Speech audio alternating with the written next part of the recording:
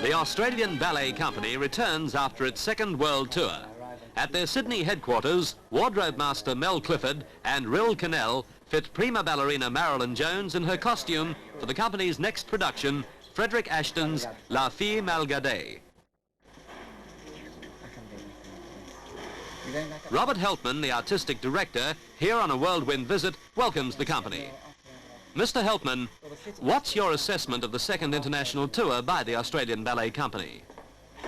Well, I think it was probably one of the most important tours. Before the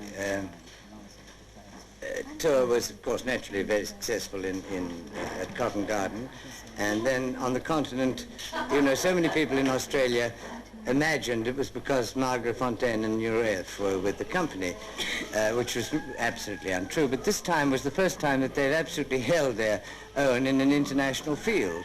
And both their success in Expo and all through South America was absolutely extraordinary, because the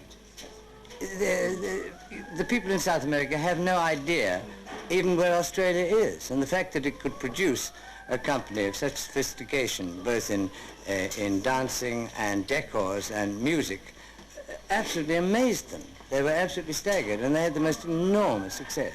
In fact, the last night in Mexico, at the end of the performance, I came on to I had prepared a very halting Spanish speech of thanks, but before I could start, the orchestra stood up and played the Mexican farewell song, which is a great tribute to the company. They've only done it 4 times in the last 15 years, out of respect for a company that they admire. What part do you play in your next film? Well, actually, it's rather amusing, because it's by the author of the James Bond films, Ian Fleming, but he also wrote a children's book called Chitty Chitty Bang Bang.